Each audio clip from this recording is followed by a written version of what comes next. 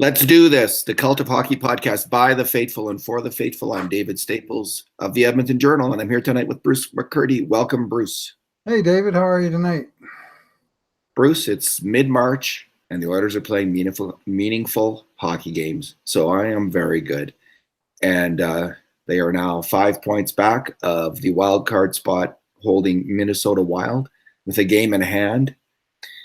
Big game against New Jersey, obviously, coming up. But every game, of course, it seems like every game all year has been a must-win for the Oilers because they've been behind the eight ball since word go.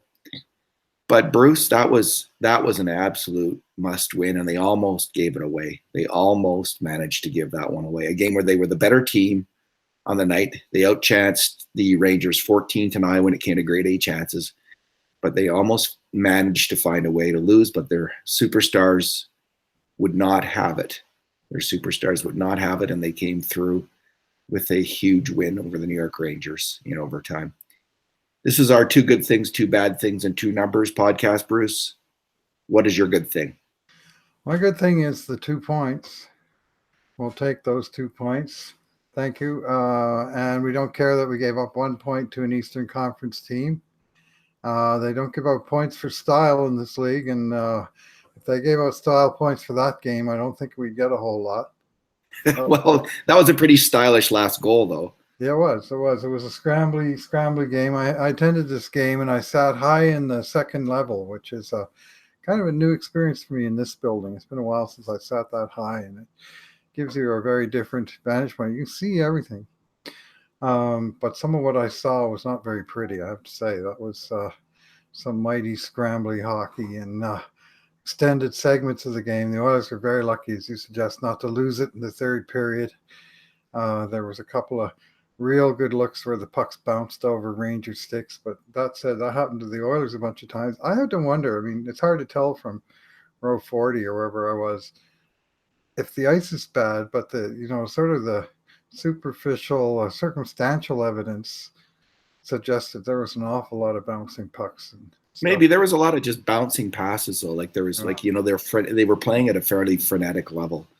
The only kind of calm Oilers, I thought Andre Sekera was a beacon of cool, calm, and collected out there. Man, did he have a fantastic hockey game. And Larson was pretty cool, calm, and collected. But the Oilers, as a group, I mean, the top line got it done. But as a group, they were pretty ragged in large parts of that game. So, Bruce, 2 points, absolutely critical.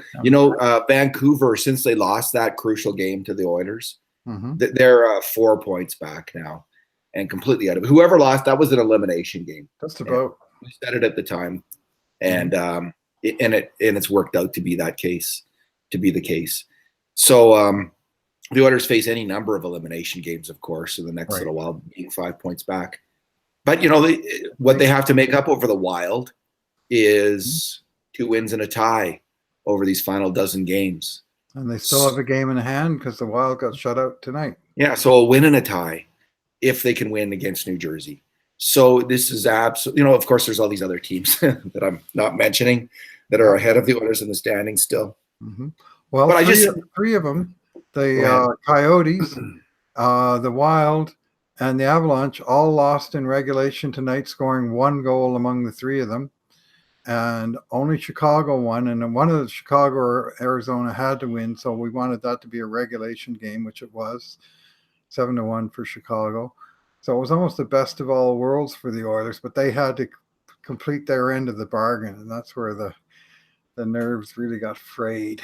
It became a very embittering experience on a certain level because you could see the out-of-town scoreboard shaping up to be such a great thing for the Oilers, and they were up 2-0. And then this is going to get to my bad thing eventually. But okay, my good thing, Bruce, was, I mean, obviously McDavid and Draisaitl were fantastic on the scoring plays, and Draisaitl is really turning into such a fantastic superstar NHL hockey player right now. Right before our eyes, he's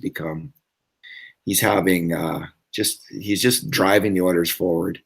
And but my good thing, Bruce, was the line of Colby Cave, Tobias Reeder, and Alex Chason. And those guys, they were in on, I think, 4 grade A scoring chances. Cave had a great sequence. couple great sequences. He was unlucky to score. Mhm. And then Chason almost drained a puck late in the game Oh, off a great man. feed by Reeder. Reeder had an unbelievable scoring chance. That poor guy. That poor guy. Yeah. I don't know. Like he hustles. He drew a penalty, Bruce. He had Mhm. a good game. He made a bad bobble play on the goal against. It was kind of a bang bang mistake, and it's in the net. Yep. But he had such a fine game, and then he has this chance. Just think if he had scored like his first goal then to win that game, like that would have been huge for that guy.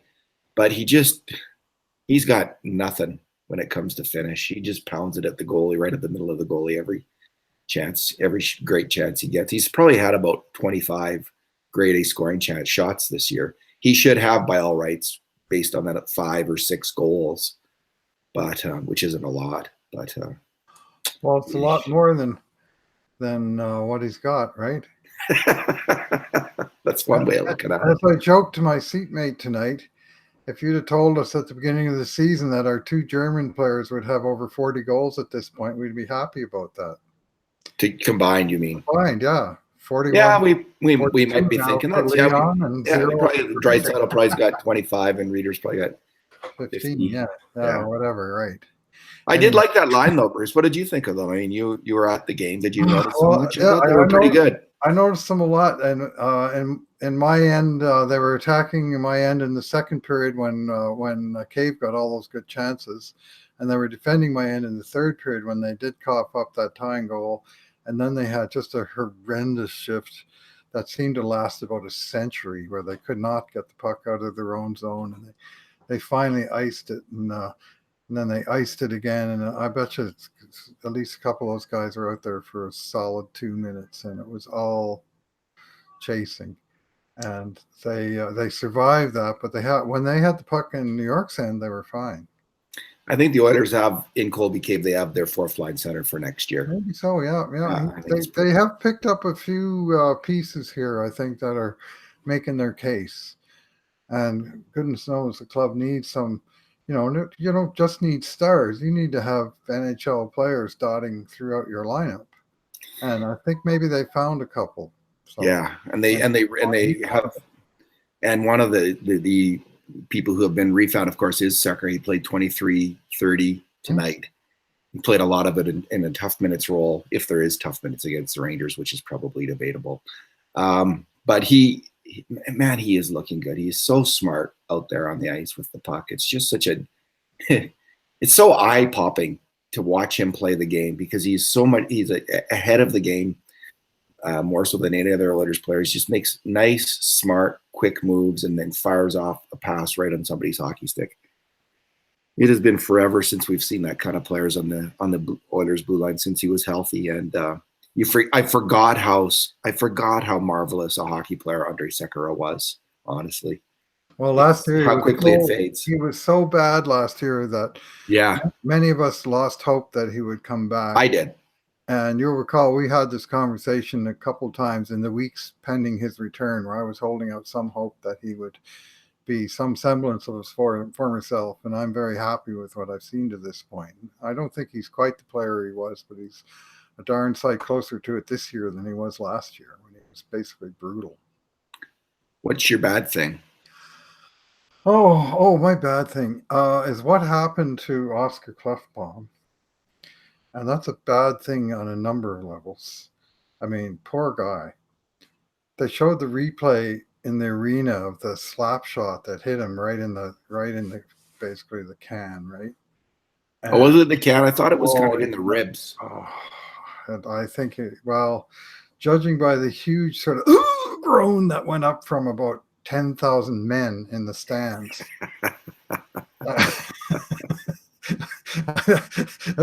It's one of those sort of visceral gut reactions. Oh, that's gotta hurt. And down he went. That poor bastard. He's got hurt now the second time this year. Twice he's been hurt just by standing somewhere and getting absolutely drilled in a soft spot by a slap shot. Like he just can't seem to be, I mean, maybe he's just made out of glass. I mean, guys get hit by pucks, goodness knows, lots. But the one he took off the fingers was brutal in December, the one that put him out for 20 games. This one, hopefully, will only put him out for the 2 periods that he missed tonight. And Hitchcock was slightly. He said, "We'll know more tomorrow, but we're hopeful that he won't miss any more time." But Well, we'll find out if he's as sturdy in the can as Matt Hendricks is. well, yeah, I remember that incident. In fact, I saw somebody posted an image of Matt Hendricks Hall of Fame can that. Remember, you had an entire post about it one time. That time, and that was, and he actually came back to. I mean, he missed a couple of shifts, but he came back to finish that game. Well, Oscar did not tonight, and that really put the heat on. I mean, when you're down to 5 defensemen in the first period, and then they lost Matt Benning to a headshot in the third period, early in the third period, and they were down to 4 after that, and so they had they had 3 guys, 2, 4, and 6 almost. They all played 23 and a half minutes, almost the same.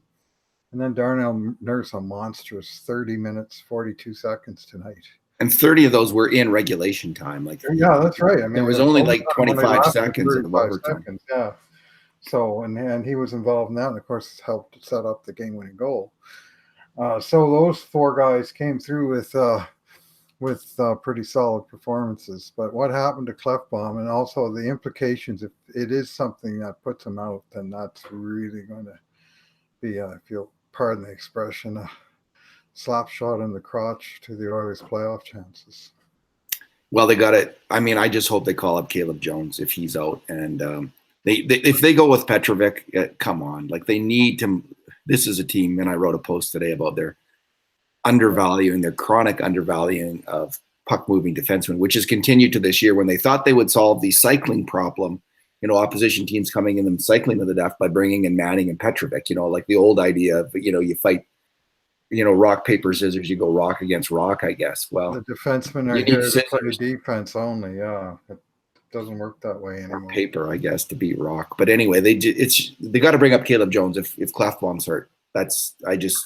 And play him third pairing. If Clefbaum's hurt, it doesn't matter who they bring up. They're going to be hurting bad because, he's a big minute munching guy. Well, Bruce Sekera, I would have said that before Sekera's return, but if you slot Sekera into the top pairing and Jones into Sekera's spot, you might be okay. That's what they didn't have last time Clefbaum got hurt. Was there? Of course, they were also missing Sekera, so they were and Russell and okay. So my bad thing, Bruce, was Mikko Koskinen on the second goal against, and the Oilers at that point, the first goal against. Yeah. Okay. Yeah. Excuse me. Come on, Koskinen.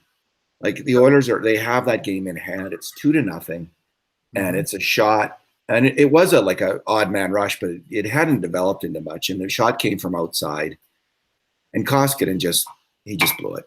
And he's Bruce. You can't have that kind of goaltending and make the playoffs. It is a total backbreaker. The Oilers were lucky. They were kind of, New York came and tied it on a much tougher play. And Koskinen, to his credit, did come back and make some really big saves in the third period, but he can't do that. He can't be that goalie who's letting in that kind of shot in a big game like that for the Oilers. And anyway, I just was not at all happy with that. It bugged the snot out of me. Well, yeah, I mean, and he made some good saves. Like in the second period, he faced 11 shots, and that might have been the 11th toughest shot. Yeah, you got to have it, man. Like, what are you doing? And that thing goes in, and you're going, just come on. The same thing happened against Vancouver last week. They were cruising along at 3-0. Yeah. And he had this horrible, it was actually a very similar shot, low to the stick side, and he overplayed it, and he somehow managed to. And I mean, tonight he had to move his pad out of the way to let it in. It was not good. Okay, what's your number? My number is 4. And that is the number of shots on goal New York Rangers had in the 22 minutes and 24 seconds that Andrej Sekera played at even strength. And New York had 4 shots on net in 22 plus minutes. That's over a period of hockey.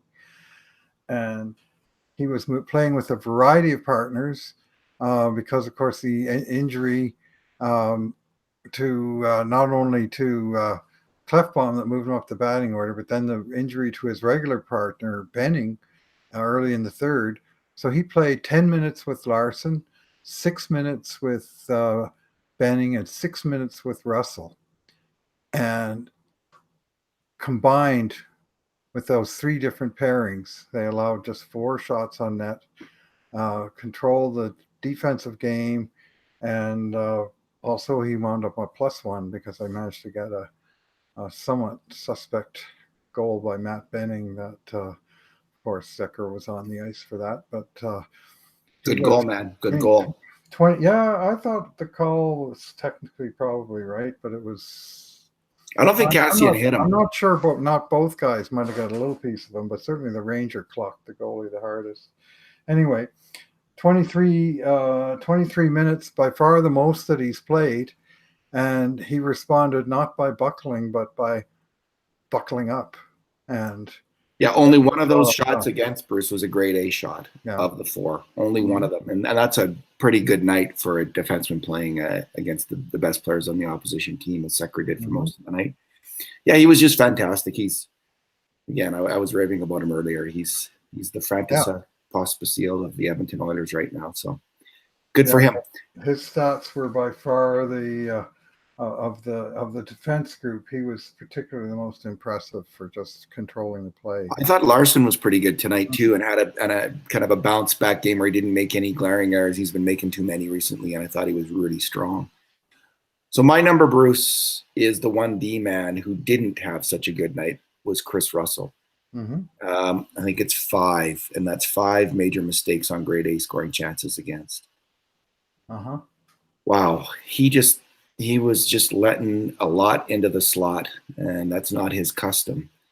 He also made a neutral zone turnover on the first Rangers goal, kind of pushed it up the ice, and they came firing back 4-on-2. So no, I didn't think Chris Russell actually was at the same level as the other defensemen asked to step up their games. I thought he was actually a bit of a turnstile tonight, and that's not usually what you see from Russell. So he's got to be better. And I think Sekera Russell, fantastic pairing in 26-17, at least a good pairing, and I think we'll see that again. I mean, if Clefbaum is out, well, maybe we'll see. It's hard to know what combination they use. I don't really like Nurse Larson. I don't think the puck moving's there, but then Nurse Russell, the puck moving hasn't been there either. So, but man, if I hope, obviously we're all hoping Clefbaum's really just fine and good to go. But if he's not, like, bring up Caleb Jones pronto. Agree or disagree? Well, I'm not sure who they might actually put in the lineup, whether it might be Kevin Gravel or I don't think it'll be Petrovich. But I'm kind of on board with you. But he'd have to be in the third pairing and promote. Yes. So that's all. Like, just third pairing, 16 minutes a game. Just give him the Sekera minutes, and he can handle those minutes. He was killing it. He was acing it when he had those same minutes. It was only when they put him in the top pairing, and yeah, his game fell apart. But I don't know why they didn't just keep him in the third pairing. After that, I think traded for Brandon Manning and Alex. Yeah, they did. They had this other idea about how to break the cycle. You're going to grind it into a pulp with these hulking, somewhat big defensemen, and that's how it's going to. It's like in today's NHL, it's antiquated thinking, and it's been killing the Oilers. I mean, the Oilers are in a race right now with Chicago, and Chicago's in that race largely because the Oilers undervalued one of the best puck-moving defensemen in the NHL today, Eric Gustafsson. They didn't offer him a contract, and it's killing the Oilers, that kind of decision-making. The guy's ninth in league scoring, ninth in NHL scoring for defensemen. And, wow, the Oilers, he's exactly what the Oilers need right now, and they just let him slip through their fingers like the bumbling. They had him, yeah. I mean, they had him, and they just never even gave him a shot. Anyway, so that was a killer column you wrote, and you made some very good points. When you listed all the guys, I mean, they're not all sort of classic puck movers, but they are guys that can skate and make a play. And there was 14 friggin' guys on that. There's 14 guys. Since 2006, 14. Yeah. It's like a guy a year. They throw away a guy. They've just thrown it back into the pond. They didn't always have control over that guy, but more often than not, they just got rid of him. Or they traded him for a guy that couldn't skate, Tom Gilbert for Nick Schultz. Ouch. Oh, Yeah. Or Jeff Petrie for... Yeah, Jeff Petrie's he's not tough enough, Petrie. So let's get rid of him. Justin Schultz, we can't find a use for him. Let's get rid of him. Yeah, anyway. Just on and on and on. And then there's the other guys, more recent ones. Like it has an end. Like some people are saying, why are you writing about this? It's like old stuff. And I'm saying, come on, it's happened this year. It's repeat. This year they brought in Manning and Petrovic. I mean, they had a specific problem they needed to solve, which is beating the cycle. Mm-hmm. And their idea was to go back to heavy hockey. Yeah. Fire all of those guys. Those who can't learn from history are doomed to repeat it. It's an old saying. And if you have a case where you can basically bring it into the present and say, well, it doesn't look like they've learned from it, then, it's a case worth making. McClellan they had Jordan Osterdy. Wasn't a bad little player, and they let him go. I was at the Arizona game where Oilers lost 3-2 in regulation to Arizona, a team they're now chasing, and Osterley had a goal and assist. It was just a nightmare to watch. All right, so we got New Jersey when? Thursday? When? Wednesday, 2 days from now. Wednesday. So, David, I get to about maybe half dozen games a year. And the last 2 years, I've seen the Oilers play 6 games that went to overtime. They're 6-0 in those games. 5 of them, they won it in overtime, with both McDavid and Draisaitl having 2 goals and 3 assists in those 5 games. And the 6th game, which was the Sedin retirement game, they won in the shootout with both McDavid and Draisaitl scoring in the shootout. Those guys are just killers in the 3-on-3, and it's a huge weapon for Edmonton. So was that your kind of oblique but very ingenious pitch for other people to give you free tickets to Oilers games, Bruce? Well, I'm kind of happy with the number I get to, because the work that we do, in many ways, I prefer watching those games on TV. It's very hard to go to a game live and then come home and grade. Yeah, I agree. I don't. So this is why I'm very happy you picked up the grades tonight, so that I could just relax and enjoy the game, and enjoyed the Hall of Fame room too. I got to see that for the first time, and that was fun. Found a mistake, but what was the mistake? It was Wayne Gretzky's puck. They had his 136th assist puck to break the record, and they had the date of March of 1988. And at that point, he'd already broken his old record of 135 and made it 163. So the date was wrong. It might have been a 136 assist puck, but it was from 2 years previous. So I actually found a typo in the Hall of Fame room. So you knew that.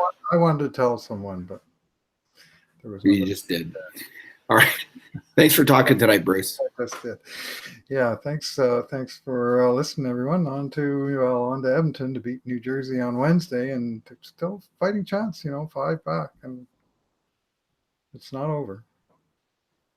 And in the meantime and in between times, this has been another edition of the Cult of Hockey podcast.